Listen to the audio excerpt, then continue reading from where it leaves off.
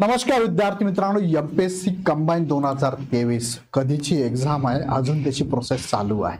So त्यासाठी जागा पण खूप जास्त होत्या. 7,000 प्लस जागांसाठीची ही जाहिरात होती. त्याची सर्वसाधारण गुणवत्ता यादी लागलेली आहे. आता अंतिम निवड यादी लागणं गरजेचं आहे, पण त्यासाठी पण बराचसा वेळ घेतलेला आहे. सो जवळपास 1 महिन्याच्या आसपास हा वेळ गेलेला आहे. सो मुलांचा प्रश्न एमपीएससीला बऱ्याच वेळ जातोय, विचारला जातोय तो हा की एमपीएससीची अंतिम यादी कधी लागणार, आणि मग अंतिम यादी लागल्यानंतर अजून पुढील प्रोसेस पण बाकी आहे. ह्या सगळ्या प्रोसेस होऊन मग नियुक्ती मिळणार आहे. 2023ची जाहिरात आहे, अजून त्याचा निकाल लागत नाही. मग नेमकं एमपीएससीचं म्हणणं काय, त्यांनी प्रसिद्धी पत्रक दिलेलं आहे. सो एमपीएससीला बरेचसे मुलं कॉल करतात, मेल करतात. सो त्यांनी एकदाचं हे प्रसिद्धी पत्रक देऊन टाकले. काय आहे प्रसिद्धी पत्रक, थोडक्यात समजून घेऊया. 13 मे 2025ला आलेलं हे प्रसिद्धी पत्रक आहे. प्रसिद्धी पत्रकाचा विषय आहे महाराष्ट्र गट सेवा मुख्य परीक्षा 2023 लिपिक टंकलेखक संवर्ग निकालाच्या सद्यस्थितीबाबत. काय स्थिती बाबा, काय प्रोसेस आहे, त्यात त्यांनी सांगितलंय की या लिपिक टंकलेखक पदाची तात्पुरती निवड यादी, बघा तात्पुरती निवड यादी ही 16 एप्रिल 2025ला प्रसिद्ध करण्यात आली आहे. आता 16 एप्रिलचा विचार करता आज आपण आहोत 16 एप्रिल नंतर 16 मे, म्हणजे जवळपास 1 महिना झालेला आहे. सो या 1 महिन्यामध्ये लागणं अपेक्षित होतं.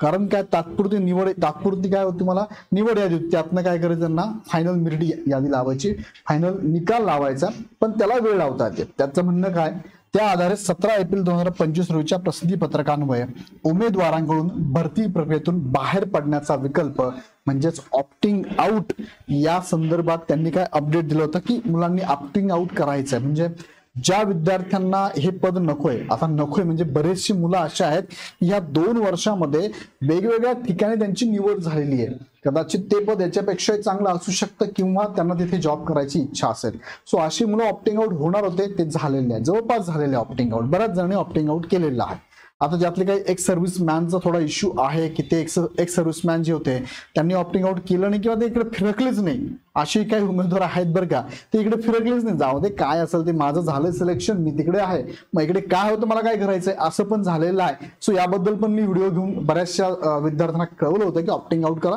बऱ्याचशा विद्यार्थ्यांनी ऑप्टिंग आउट केलेलं आहे. आता पुढे त्यांनी काय सांगितलंय, सदर अंतिम निकालाबाबत उमेदवारांकडून वारंवार विचारणा करण्यात येत आहे.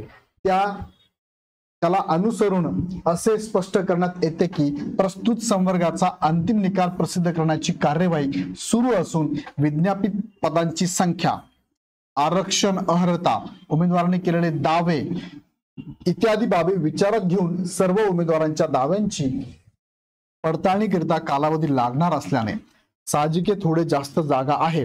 पण हे किती लांबवणार तुम्ही, 23 पासून चाललंय ना रडगाणं, पटकन मिटवा की. पुढच्या एक्झाम आलाय, पुढच्या एक्झामचे रिझल्ट लागत चाललेले आहे, हेच विद्यार्थी तिकडे पण आहे, हेच कॉम्पिटिशन वाढवत ना मध्ये, ते कशाला उगाच ठेवायचं, करून टाका. लागणार असल्याने प्रस्तुत संवर्गाचा अंतिम निकाल जून महिन्याच्या पहिल्या आठवड्यापर्यंत प्रसिद्ध करण्यात येईल याची संबंधित उमेदवारांनी कृपया नोंद घ्यावी. म्हणजे लास्ट डेट तुम्ही असं समजा, आता पहिला आठवडा म्हणलं की 7 तारीख पकडा, 7 जूनच्या आत तुमचा हा काय म्हणूया अंतिम निकाल लागेल. आता एमपीएससी म्हणतं त्या गोष्टीवरती बराच वेळ ठाम राहत नाही. आता परत आम्ही विश्वास ठेवावाच लागतो, काय करणार आहे, विश्वास ठेवावा लागेल ना. चला ठेवला विश्वास, तुम्ही एवढ्या आम्ही कॉल केल्यानंतर तुम्ही एक प्रसिद्धी पत्रक दिलं, हरकत नाही, जूनच्या पहिल्या आठवड्यात हा निकाल लागणार आहे असं त्यांचं म्हणणं आहे. बघूया काय होतंय. आता यामध्ये पुढचा मुद्दा, मग पुढील प्रोसेस काय असणार आहे, ही निवड यादी येणार तुमची. बघा अंतिम निवड यादी आली, अंतिम निवड यादी.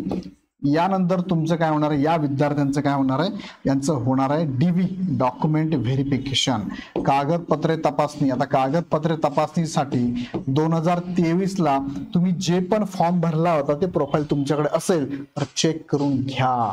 त्या प्रोफाईलच्या अगेन्स्ट डॉक्युमेंट तुम्हाला रेडी करून ठेवायचे. ही पुढची प्रोसेस असेल. आणि ही प्रोसेस झाल्यानंतर मग तुमचं डॉक्युमेंटमध्ये काही प्रॉब्लेम नसेल, जर असेल साहजिक काहीतरी अंशी प्रॉब्लेम येणारच आहे.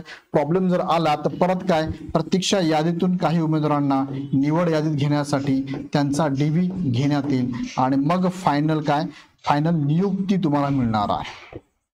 अंतिम निवड यादीनुसार तुमची नियुक्ती तुम्हाला मिळणार आहे. आता ह्या प्रोसेसला किती दिवस लागतात, तसं त्यांनी सांगितलं आम्ही जूनच्या शेवटच्या आठवड्यापर्यंत लावू. तसं एक अंदाज जरी घेतलं, जून मध्ये जर निकाल लागला तर कागदपत्रे तपासणी लगेच तुम्हाला 2-3 दिवसात ते अनाउन्समेंट करतील. आता 7,000 प्लस विद्यार्थ्यांची डॉक्युमेंट व्हेरिफिकेशन करायला थोडासा वेळ लागेलच साधारणतः अपेक्षित आहे. आता त्यांच्या कार्यक्षमतेनुसार जर आपण विचार केला आणि एमपीएससीकडे आपण ज्या उद्देशाने पाहतो त्यांची कार्यक्षमता पाहता त्यांनी जुलैमध्ये तुम्हाला नियुक्ती द्यायला पाहिजे. जुलै 2025 मध्ये नियुक्ती द्यायला पाहिजे. काय म्हटलं मी, नियुक्ती द्यायला पाहिजे म्हणजे जून मध्ये डीव्ही उरकून डायरेक्ट नियुक्ती जुलैमध्ये द्यायला पाहिजे.